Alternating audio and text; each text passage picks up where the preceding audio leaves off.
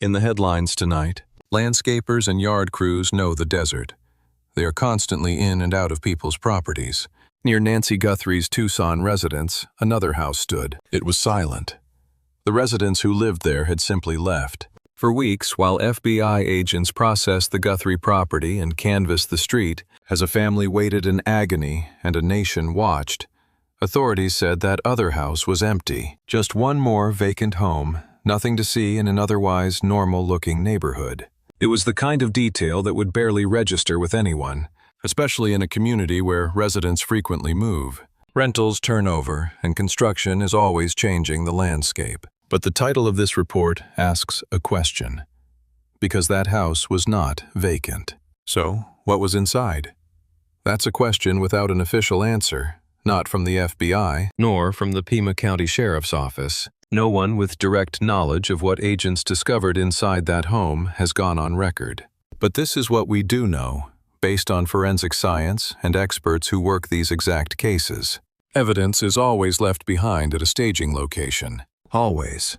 It's there whether the perpetrators wanted it there or not. It doesn't matter if the scene was scrubbed clean or sanitized. It doesn't matter if the occupants fled in a rush or departed calmly. When you occupy a space, you leave behind traces you simply cannot carry away. Human biology guarantees it. So today, we will move through that house, room by room.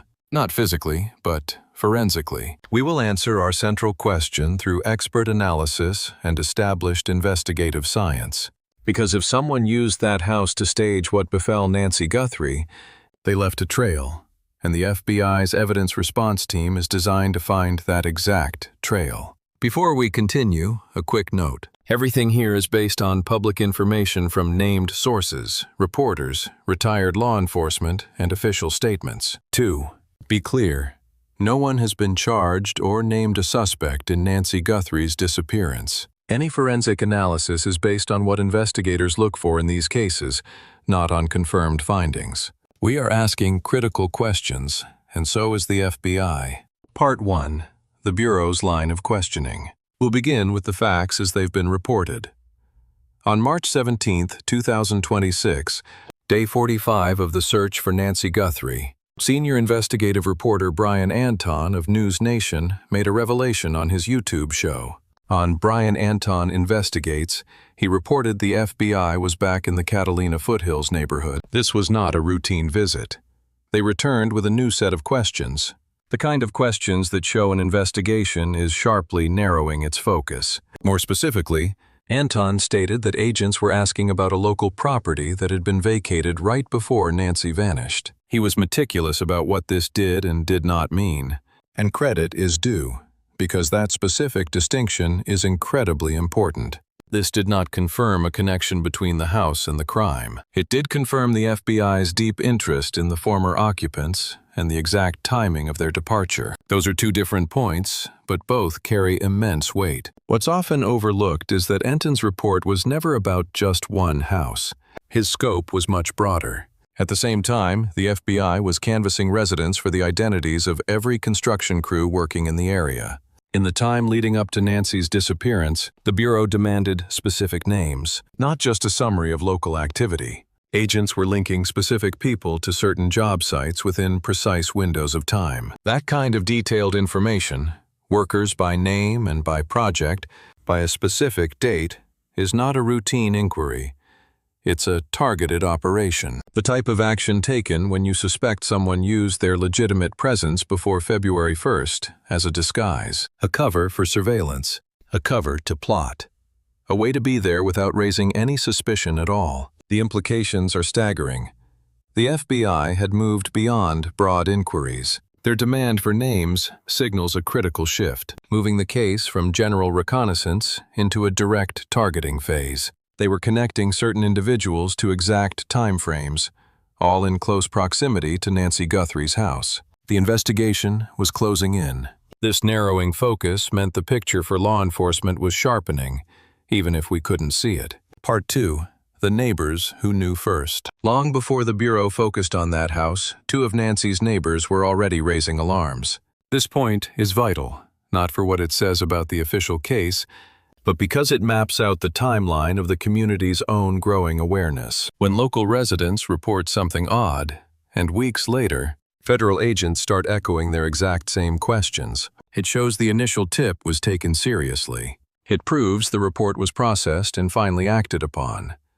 This began with Aldine Meister. She'd been a resident of the Catalina foothills for nearly 30 years. In several interviews with Brian Enton, her stance was unmistakable. The house beside hers was suddenly empty, and she had specifically urged police to search it. Her words to Enton were plain. The neighbors on the other side of me moved out. As she had insisted, I wanted them to check that house. She mentioned seeing odd things, like clothes. She recalled one man who spoke English very well, but seemed oblivious. This was not some general worry, or a fleeting idea, but a specific request she had formally made to the authorities. 30 years in one place fine-tunes a person's instincts in a way that's impossible to fake. You learn the rhythms, the usual cars, and which homes have a high tenant turnover versus those that remain occupied. You can tell a normal vacancy from one that sets off alarm bells. Aldine Meister's gut was synced to her surroundings, and it was telling her that house needed a hard look. Critically, she is also the person who saw a stranger in the neighborhood roughly 2 to 3 weeks before Nancy went missing. He wasn't a local, nor a familiar face from any work crew. He was simply someone who carried himself in a way that felt deeply wrong to her. His face was indistinct, but she remembered the hat. Her eyes followed him, and she knew one thing for sure. He was out of place. He didn't belong. She explained to Antonine, "After 3 decades here, you know who fits." An outsider, looking suspicious, 2 to 3 weeks before the incident. A rental house goes empty during that exact period. A single neighbor saw both events unfold. Another resident, Laura Gargano, put it this way to Brian Enton. "We have very few rentals here, but one was right nearby, and its tenants left just days before it all happened." Speaking of NY's disappearance. She saw the car was gone, a fact other neighbors quickly confirmed. They all concluded the people had moved since their cars weren't there anymore. Her camera's reach ended where her property did. The house was out of frame, but she could sense a change. That's when she decided to call investigators. Because you have to report what you see. Even if you think it's nothing, you still have to make the call. And she did. Now, consider these accounts together. One witness sees an unfamiliar person in the weeks leading up. Another sees the rental suddenly vacate right as NY disappeared. 2 residents observing the same strange event from different angles. Neither of them had definitive proof. Both had gut feelings. 6 weeks on, the FBI arrived asking the very same questions. That is no coincidence. That is the official investigation confirming what the locals already knew. Part 3.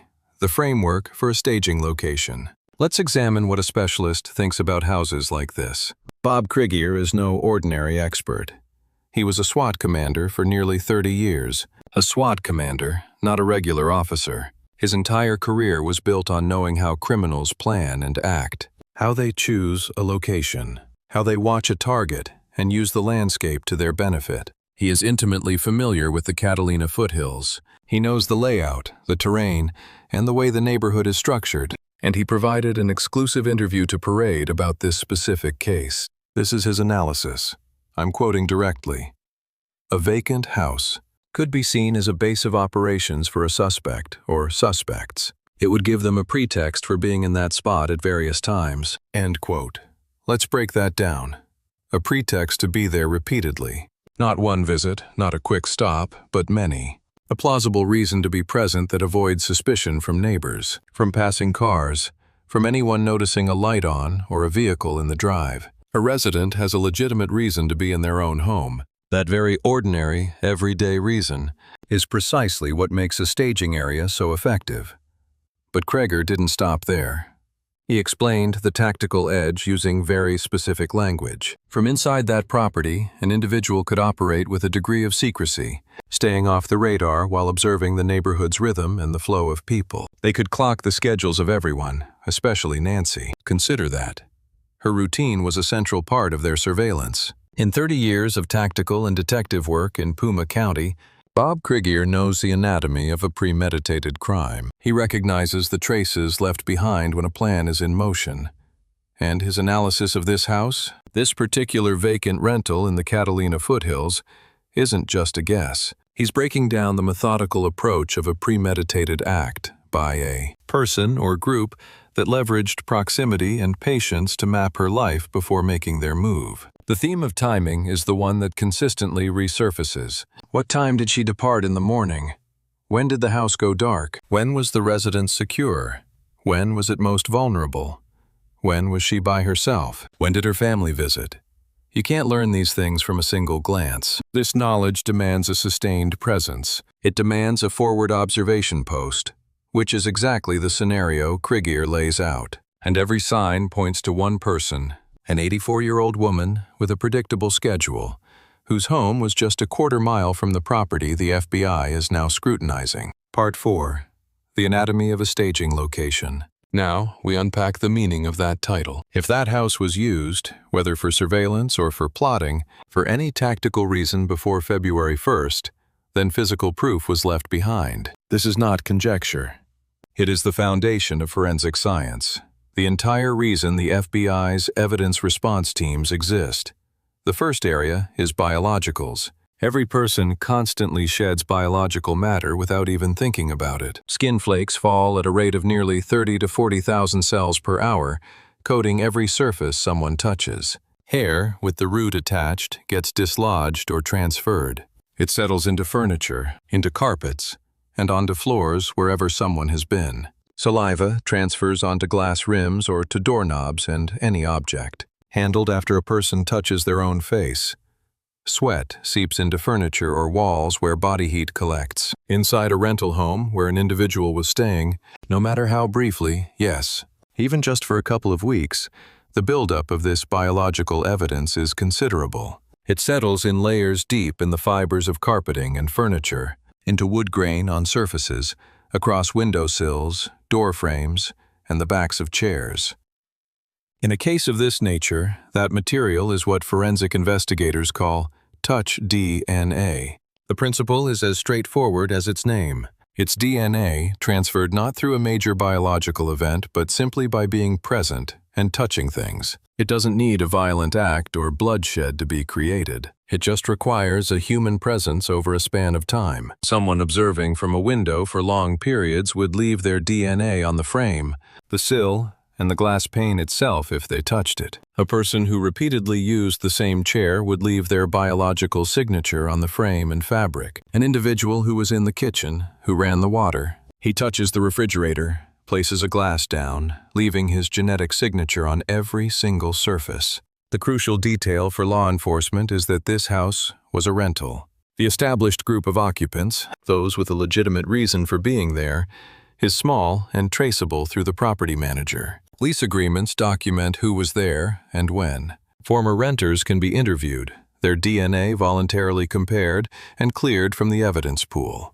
Anything left over after this process is foreign biological evidence from an unknown person. It's not from a known resident, a guest, or anyone with documented access to the home. Forensic teams focus intensely on that one anomaly.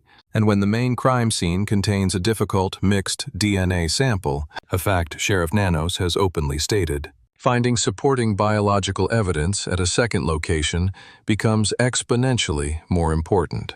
So, let's break down what we know about the DNA evidence so far. The Puma County Sheriff's has confirmed a mixed DNA profile was found inside Nancy's residence. This is genetic trace from multiple people who are not Nancy or her known associates. Sheriff Chris Nanos has stated on the record, "We feel there's a possibility we have suspect DNA in that sample." The DNA from gloves discovered 2 miles from Nancy's home found no match in CODIS, the federal database of DNA profiles from convicted offenders. Isolating and analyzing the complex sample could require as much as a year. Nanos confirmed that C.C. Moore, a top genetic genealogist who has closed over 300 cold cases, described the challenge to News Nation as a major hurdle, but remained firm. If the DNA sample is usable, she said, an identification is inevitable. Part 5. physical impressions and chemical traces. The next forensic area involves physical impressions. This makes the theory of a surveillance post tangible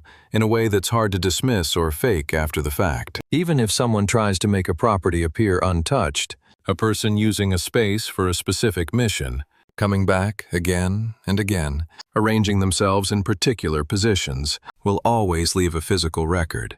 Like furniture shifted to get a better view of a target. A chair turned toward the window facing Nancy's house isn't a random act. It's a data point. The indentations that chair leaves in a carpet are permanent without professional repair.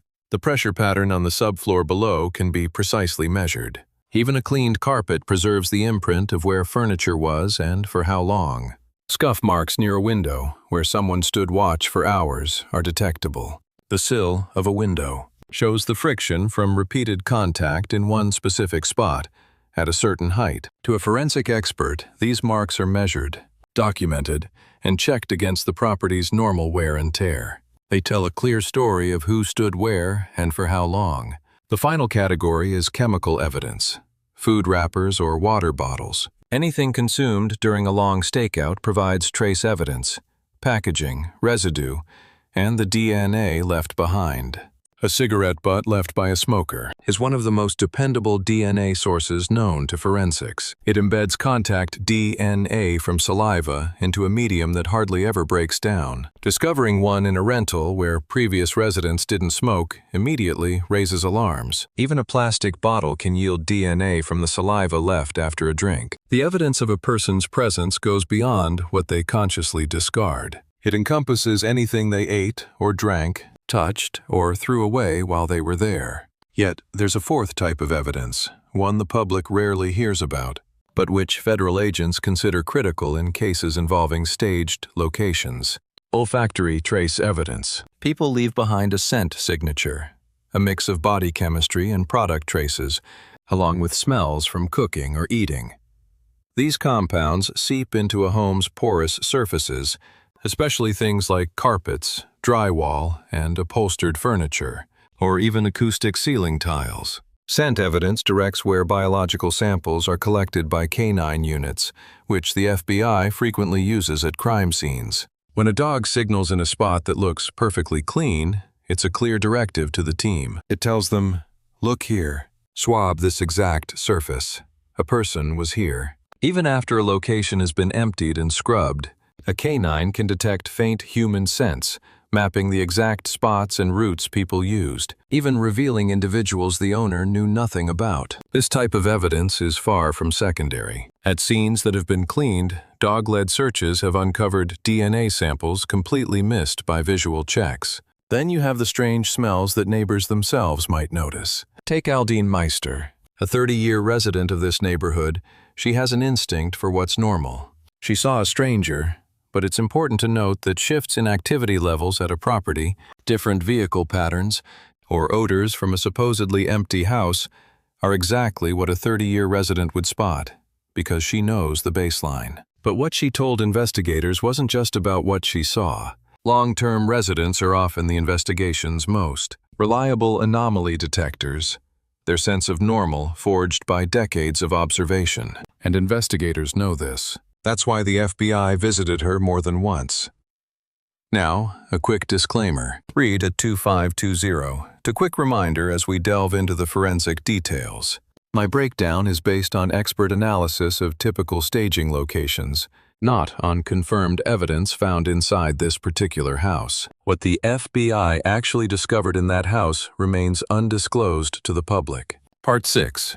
The Surveillance Equipment Theory. And here, I must quote Bob Cryer directly, without paraphrasing or summarizing.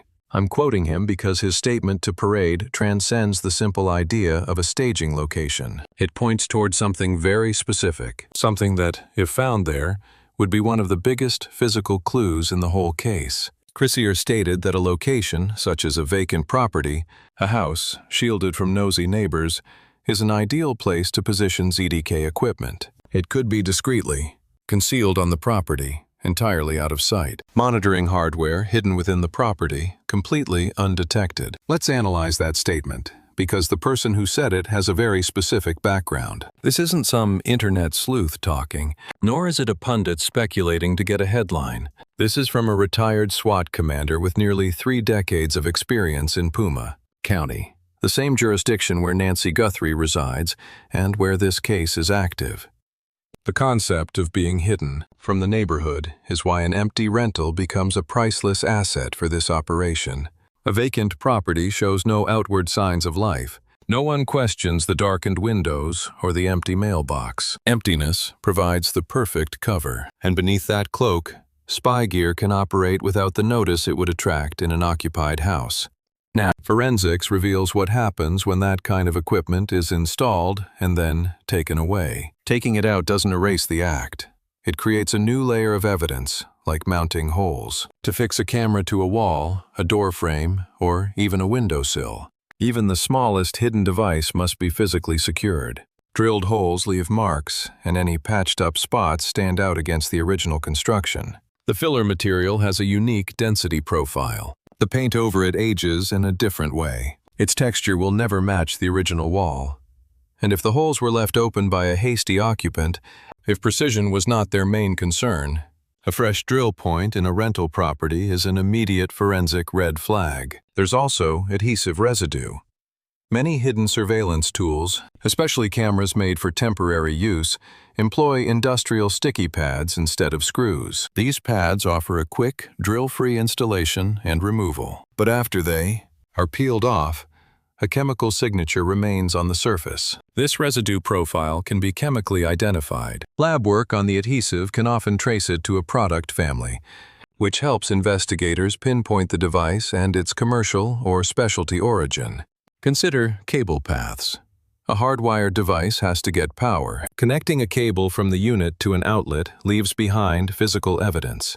Nail marks along a baseboard, grooves cut in paint, or trim that has been disturbed. Even after the wires are gone, a trained eye can easily trace their original path. And wireless units drawing from the building's grid still need to be plugged in, creating a mark at the connection point that can be documented. And then, memory cards. Most small devices record footage to onboard storage like a micro SD card or a flash drive. When someone removes surveillance equipment from a place, they usually just grab the main unit, the camera, the mic, the obvious pieces of hardware. But the storage media is incredibly small. It might stay lodged in a device's shell even after the unit is detached from its mount. It could drop behind the floor trim. In a hasty departure, it's easily missed. Should a memory card from a surveillance unit be left on that property, concealed in a wall void, or behind a grate, or in the cavity where a piece of equipment was mounted, its data could hold weeks of surveillance on Nancy Guthrie's home, capturing her front door, her driveway, her every move.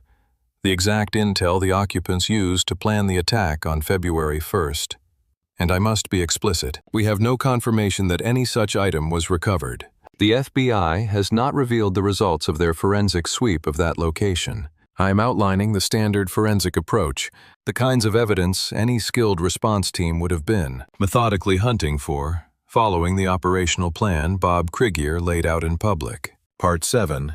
The FBI Evidence Response Teams. Why this is so crucial from a forensic standpoint comes down to the skill of the team that would search the property. The FBI has Evidence Response Teams, or ERT, and they are not your average detectives. These are highly specialized forensic recovery units, with agents who are experts in distinct fields: digital recovery, biological evidence, trace material analysis, and chemical detection.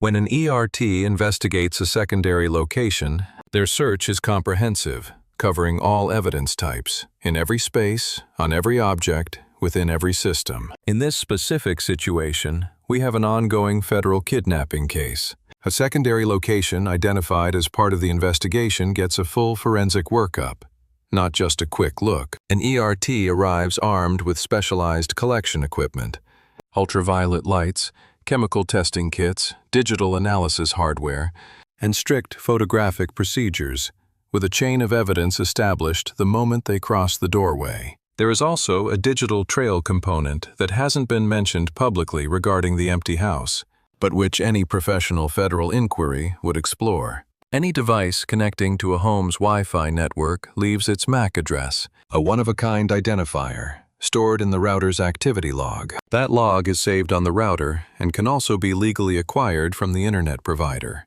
If the house had a live internet connection while occupied, and if a suspect's device joined that network, the MAC address it left behind is a piece of digital evidence that can be retrieved. The FBI regularly subpoenas service providers for just these logs in its cases. A similar principle is at play with cell phone signals. If a suspect's device was near that house multiple times over several days, it was communicating with cell towers in the Catalina foothills area during each visit. That cell tower information, which can be obtained from carriers with a subpoena, produces a time-stamped log showing when a phone was within a certain area. This log can then be compared against the established timeline of the case, including the key dates. Investigators specifically questioned locals about January 11th and January 24th, and the times Aldine Meister's stranger was seen in the area. The family themselves issued a plea asking everyone to consider two specific windows of time: January 31st through February 1st, and the late hours of January 11th. Model. Jennifer Coffin Daffer, a former FBI agent, has offered a stark theory. January 11th was the suspect's rehearsal. He was there, casing her property, probing for weaknesses, and profiling the risks 3 weeks before the crime itself. If an individual was inside that rental in January with a phone hitting Catalina Foothills Towers, on January 11th, both trails lead to the same person. The date, January 11th, is far from a minor detail. When a family and federal agents point to one night 3 weeks before the attack, it is because that specific date is critically important to the case. Coffin Daffer's theory of a dry run fits precisely with the tactical blueprint Keir laid out. An attack this meticulous doesn't just happen. It requires reconnaissance, timing patrols, light cycles, and every pattern of life. You must validate your cover story, check for observers, and confirm the escape route. January 11th might have been that night, and if that vacant rental served as an operations base in January, then the movements on January 11th could be found using the exact digital and forensic tools now being used for late January. Cell tower data is permanent. A log of every single arrival, approach, and exit is embedded in the network. The FDI can and will retrieve it. Part 8. The DNA cross-reference. This is where it all connects. We've reviewed the biological proof, the physical evidence, the traces of surveillance technology, and the digital trail to show how a second scene remakes the entire case. Here is the crucial fact. The FBI recovered DNA inside Nancy Guthrie's house. The Pima County Sheriff has publicly verified this. He stated on the record his belief it is the suspect's. However, that DNA is complicated. It is a mixed sample. Labs are finding it hard to isolate profiles, a process that could take a year. This has led investigators toward genetic genealogy. C.C. Moore believes it is solvable, but only with a quality sample. This means putting a digital profile into databases like GED Match and Family Tree DNA, which can identify relatives of the unknown individual, allowing a family tree to be built backward to find a living suspect for comparison. It is the same method that unmasked the Golden State Killer. It also led to Brian Kohberger in the University of Idaho case. The technique is proven, but it requires patience and, often, significant time. But another avenue exists, one that isn't dependent on the sample from Nancy's house or how well the suspect's relatives are represented in databases. That avenue is a secondary crime scene. If the empty house was a staging area, if the suspect was in it, operating and watching from it, that building is no longer just a vacant property. It is a crime scene, the very place the abduction was conceived. And should a forensic sweep of that house yield biological material, trace DNA from window ledges, from furniture, from any surface a suspect touched during weeks of surveillance, investigators would then hold DNA from two separate crime scenes. The comparison becomes simple. Does the DNA from that vacant property match the unknown profile found inside NY's home? Was the same person present in both locations? Two distinct crime scenes, two separate evidence collection efforts, independent chains of custody, the same DNA profile surfacing in both. In a federal case, the power of cross-scene DNA evidence is immense. Any defense team has a playbook for challenging DNA from a single scene. They claim contamination, chain of custody errors, lab mistakes, or innocent transfer. That playbook becomes far more difficult to run when you must explain identical DNA in two separate places, gathered by two separate teams at two separate times, with both scenes linked to the victim and the facts of her disappearance. The legal burden shifts to explain your DNA in both places. Explain why your genetic signature is next door and inside the home of the abducted woman. Explain away the coincidence. Explain the timing. Two scenes, one profile. That is why a second crime scene is more than just new evidence.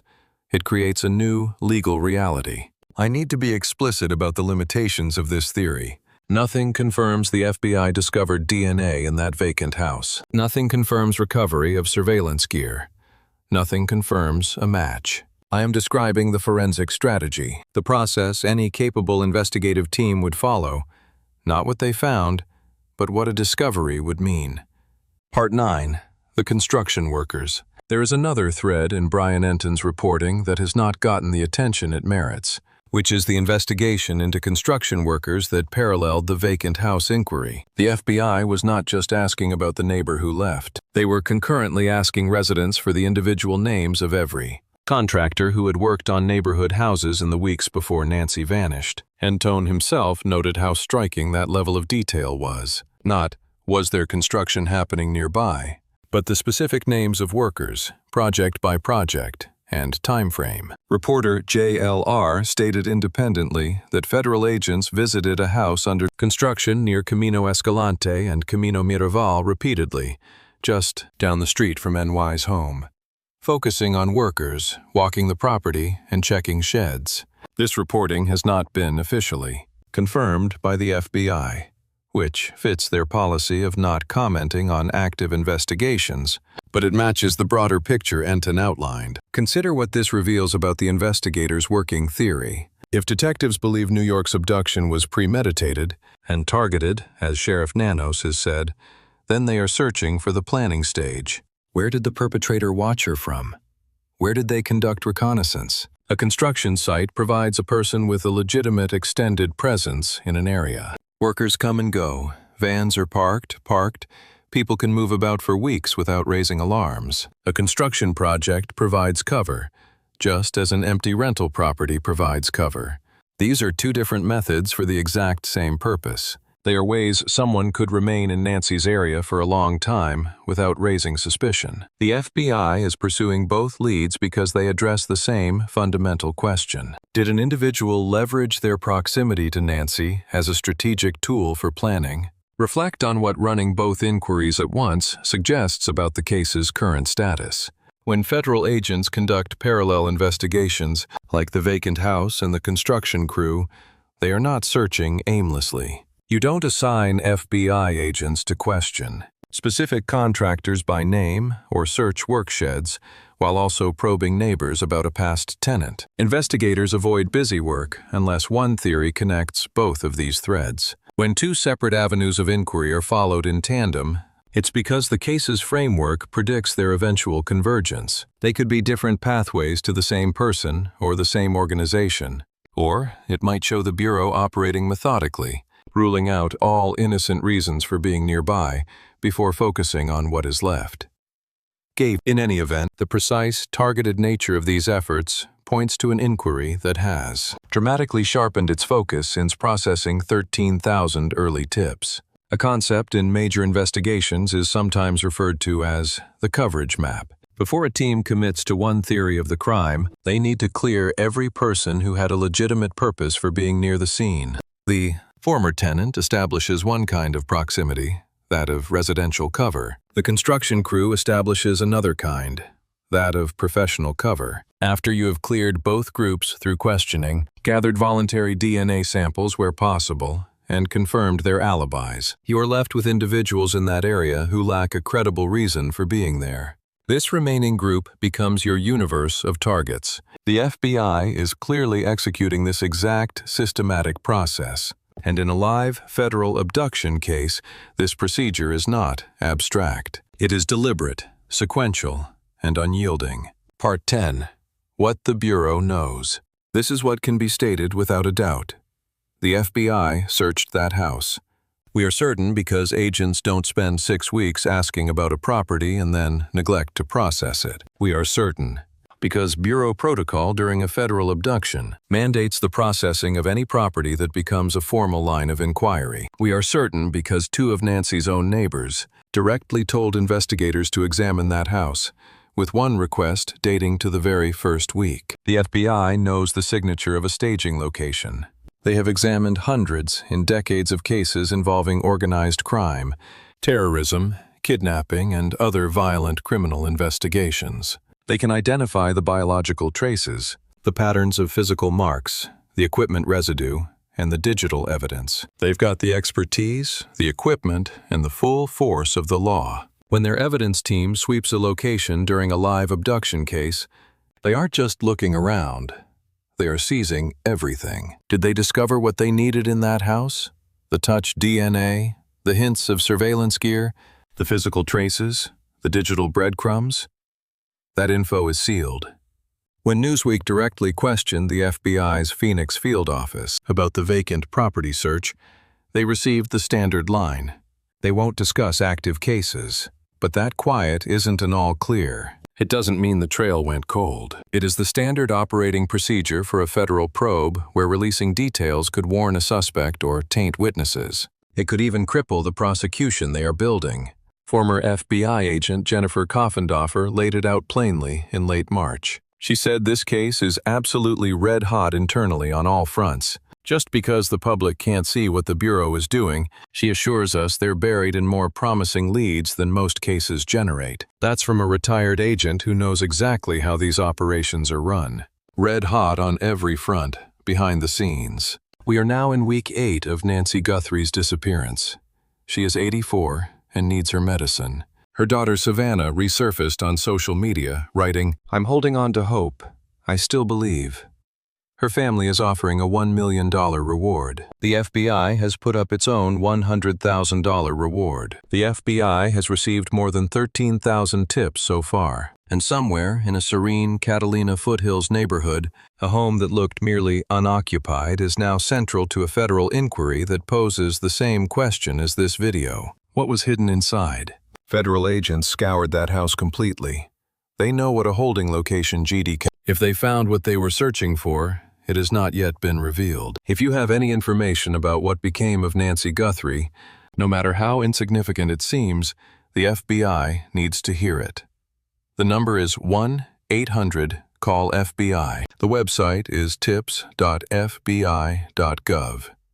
The family is offering $1 million, and the Bureau adds $100,000 for a tip that leads to an arrest. Nancy is 84 years old and requires medication every day. The clock is ticking. Stay with me on this. Subscribe. Drop a comment, especially if you followed from the start, because your eyes on this are crucial. Share this with others who are following the case, because the more people watching, the more difficult it becomes for the person responsible to simply blend back in.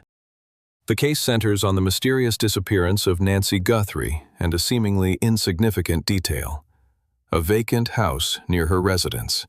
As the investigation progressed, the FBI began focusing on this property, raising the possibility that it served as a staging location, a place where a suspect could observe, plan, and prepare before acting.